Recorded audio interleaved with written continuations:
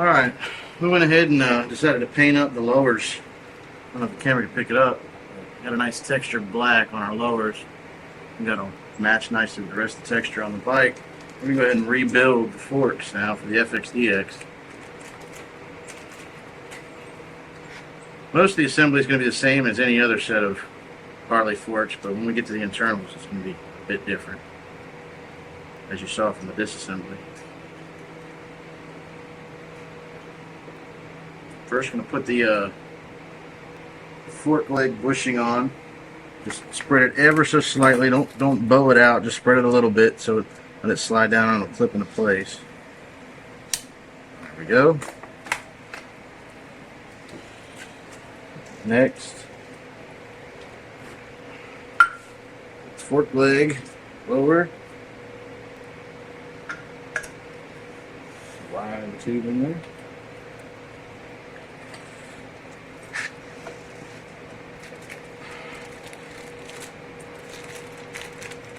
The other bushing out.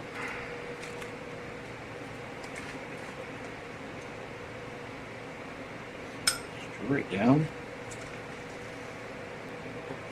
Grab the washer. I'm going to use the washer to drive the bushing down in there. Just the flat side down.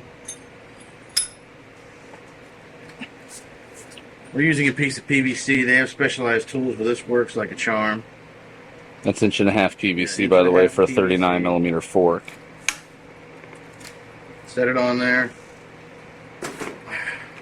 Get the old dead blow.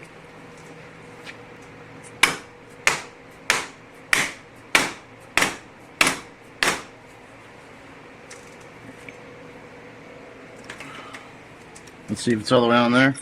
Drop your washer back out. You should be able to see the bearing fully seated down, bushing, sorry, seated fully down in there. Good times? Set the washer to the side for a minute.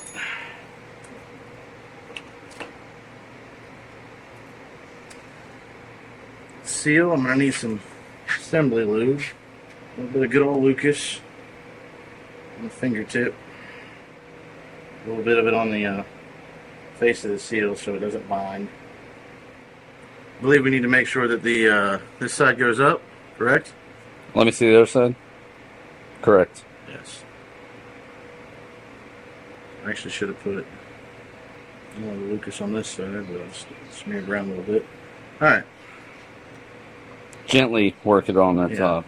You don't want to... Gently try to keep it as flush as possible. Just gently work it over the top of the fork leg. There you go. And then slide it down.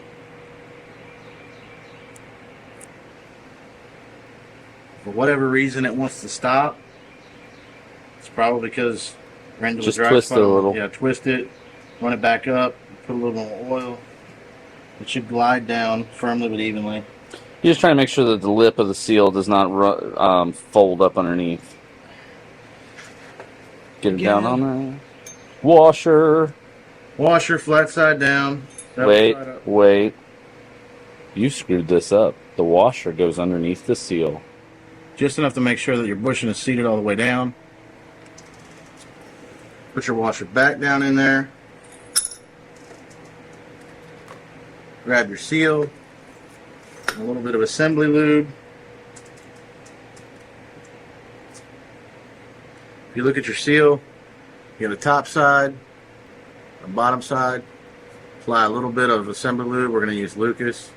It's right in there so that it glides smoothly on the fork and doesn't bind up. Carefully work it right over the edge of the fork. Don't pry it or again let it bind up. It should just pop over smoothly. Try to keep it squared. Wipe the excess freaking oil off.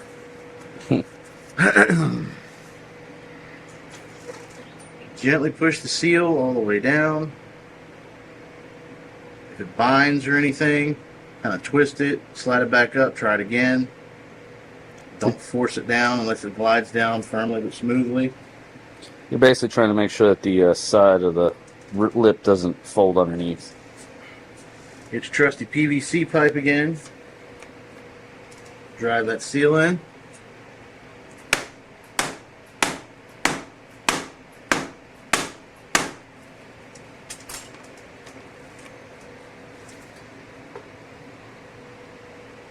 You want to make sure the seal is driven in below the groove where your retainer is going to be. As you can see, I need to drive it on a little bit further.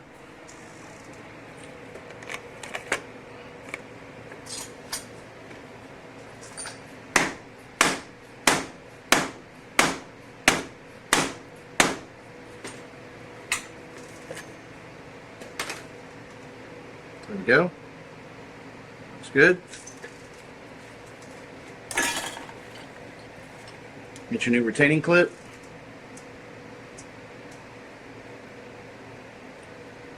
Just going to want to kind of pinch it, squeeze it together, pop it in the groove.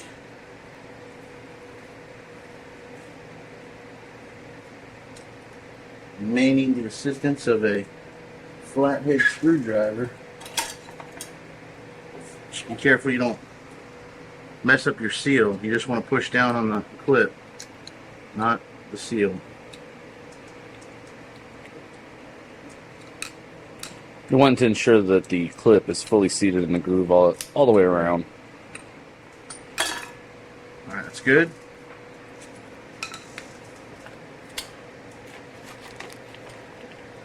Next, your dust cover.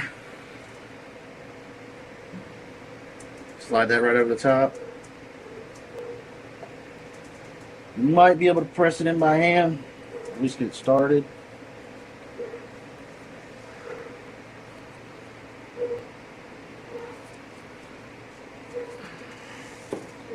And then finish it up with just a couple light taps on the PVC. You can hear the difference when it's fully driven in. Yeah, and you can see Yep, fully driven. fully seated. Now you've got your decorative cap. Yeah. Last thing is your dust cover.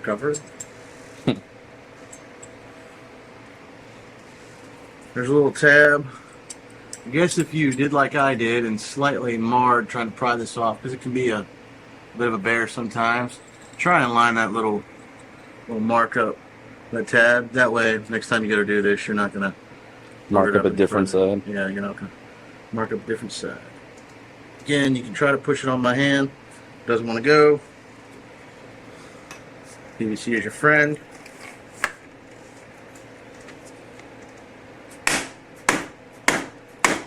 Down and on. It'll pop right into place. For the most part, your fork is done. One last step if you've got an FXDX. One last step, a couple more steps if you get, well, depends on how you look at it. Most of the rest of your forks, you put your spring and whatnot and your spacers inside, put it under pressure, put your cap on. The FXDX, as we saw when we disassembled, get these lovely cartridges, which are great for performance, but they're a pain in the butt if you don't have a specialized tool. And we already discussed earlier that we're not taking these apart. I don't have the specialized tool, but we are changing seals and fluids. So this thing will just slide right in there. Now you don't have to worry about putting it under pressure, trying to screw it on like you would with the normal caps, shooting the cap top off at 1,000 miles an hour. It's actually more than enough fork leg to just pull it up. You can actually see. So you just pull a little up here, screw it in, lower the fork leg back down, compress it back together. We'll be flipping it over, and your drain plug, which attached directly to the bottom of the cartridge, will go in here. Now we're not going to put it in yet because here in the next video we're going to show you how to go ahead and add oil to FXDX forks. It's a little bit different. That's a lot of bit different than it is for your standard forks.